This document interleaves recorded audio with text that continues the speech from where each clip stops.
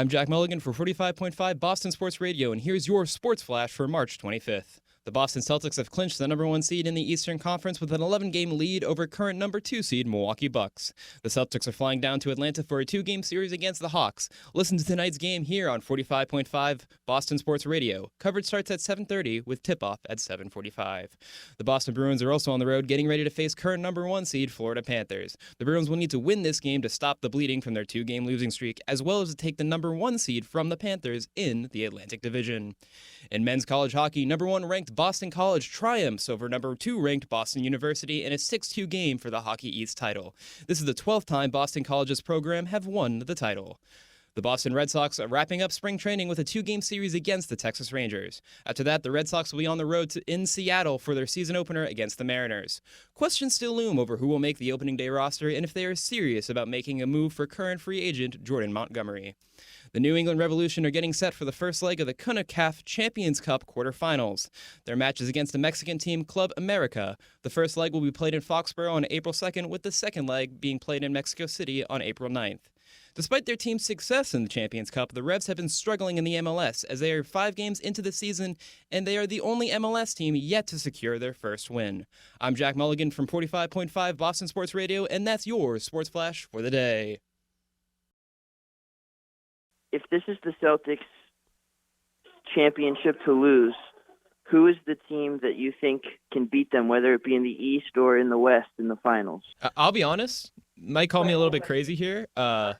In the Eastern Finals, if it's Celtics-Knicks, I think the Knicks could really take the Celtics on for a run. I'm being serious. Stop, dude. Come on. First of all, isn't that such a great rivalry? No, it's not, because to make a great rivalry, you have to have years of this, and everyone wants to think this the Jalen Brunson versus yeah, Jason but it's New York. Tatum, It's New York, Magic Boston versus Bird. It's New York and Boston. No, it's not. I'm not talking about the players on the court. I'm talking about the teams as a whole. It's the Celtics. The history. It's the Celtics versus the poverty Knicks franchise. All right. But granted, I do think the Celtics probably beat the Knicks, but I don't think it's out of the realm of possibilities that. No, it's out of the realm of possibilities. Okay. Because you know why? Let me tell you why. Explain to me. Because they're Please, not Matt. getting past the Bucks. The Knicks are not beating the Bucks. Bucks don't have Giannis. Doesn't matter. Bucks just lost to the Pacers. Okay. It's still a series. All right. I'm just saying. Did you see Embiid yesterday? I'm just saying. Embiid played the Knicks twice, and that man looks completely defeated.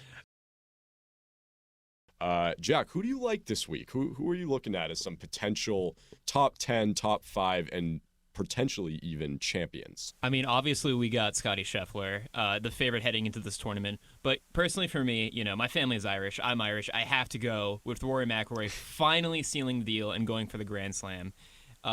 He's just now recently, again, he's been really struggling at these tournaments. He hasn't been able to finish in the top 4. But, look back at the 2022 Masters. He finishes in second place. I think Rory's finally getting a good understanding of this course.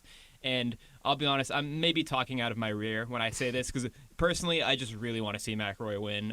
Would love to see the Irish representation. Jordan Spieth is always a good pick. Ricky Fowler right now, obviously, I know it's just the par 3 tournament, but he's been doing pretty well today. Yeah. It'd be fun to see him make a little bit of a comeback, but I think this is what's exciting about the Masters, that truly anybody can win it. It's such a wild tournament. Yeah, I mean that's the beauty of the tournament. I think you spoke well for all PGA Tour fans when you say that you'd like to see Rory win, a guy that has stuck by the PGA Tour. You want to see him complete that Grand Slam. He's been such an advocate for the game of golf. I don't know. I mean, I have my doubts as to whether or not he can do it. I also have my doubts. I mean, Rory... I think everyone has their doubts. The biggest reason why Rory has struggled at the Masters is because the Masters, out of the 4 majors, is the one that focuses the most on putting, and it is the weakest part of McIlroy's game. Yep. Historically. And when he's on, McIlroy... he looks like prime Tiger Woods, but the problem is recently he just hasn't been able to turn it on. And I really hope that he can turn it on for this upcoming tournament on day 4. And he just can't get it done. And at a certain point, you just start to become the guy that can't finish. Right, and let's not forget, McIlroy is 34 years old. Obviously, golf is a different sport. You can play way later. I mean, we saw Tiger Woods win it at, 50 around when he won the Masters. So, but, to be fair, though, you got to keep in mind, your prime as a golf player, it's coming to a close for Rory McIlroy. I mean, we kind of arguably already is. He's not winning. He's not nearly as consistent as he used to be. And that's something that's probably going through McIlroy's mind heading into this weekend is how many more real chances does he have at winning the Masters? Exactly. Yeah, going to be an exciting week. You know what he said? Mm-mm. He said, oh, there's somebody talking, and it's Boone's job to manage that. And he took zero blame and completely blamed Boone for how is the manager supposed to be able to control the crowd around him, especially at Yankee Stadium, which is historical. I mean, you got the bleacher creatures. I know that's far away, but that's kind of the atmosphere the stadium brings. It's a very hostile environment. Bro, he's gotta turn And you're around telling me hit that with, he like, has to control that, otherwise he gets ejected? It's completely ridiculous. The umpires have, I think the umpires have a little bit too much control in their hands. Although I don't think it's as bad as some sports like basketball, where I feel like the umpires can completely change the game if they feel like it. Well, you could just give the other team free points in basketball. Yeah. which is In like- baseball, even a bad umpire, the game will fix itself just because Well, not there's so always, many but strikes yeah. and balls that are so obvious, Galarraga should still have his perfect game. They should have given I it to know, him. But, I you know. I We'll mean, never stop talking about that. Well, that's the one. Like, All right, that's okay. the one. Like, of all the calls, But that's the one. Like, Speaking though of this Boone ejection, definitely not my favorite will be last year, the Chicago White Sox, where he mimicked the umpire and did his own strike. yeah, That was amazing. Funny. Boone is on pace to become the most ejected manager in the history of Major Wouldn't League surprise Baseball. me. Now, Wouldn't granted, surprise me. It's 10 he'd have to be a seasons. manager for another like 15 years to be able to Yeah, do but that. he'll be there for But another man, 15 he loves years. getting himself ejected. He does enjoy that. Thank you so much, Ewan, for the call. I'm Jack. This is Matt. Appreciate it. 98.5 Sports Hub. We'll be right back.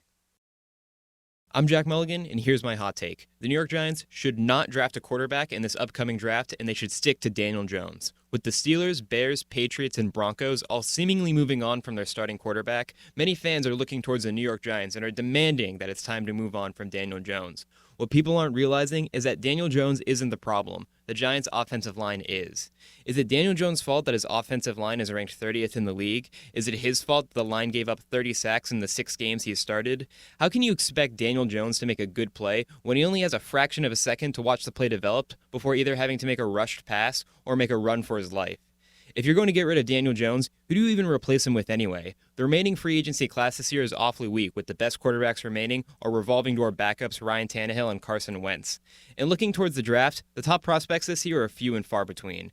The Giants currently hold the number 6 pick in the draft. In order to even get a top prospect, they would have to give in to whatever demands the Bears or their rival team Commanders would make, who, by the way, are also in need of a quarterback.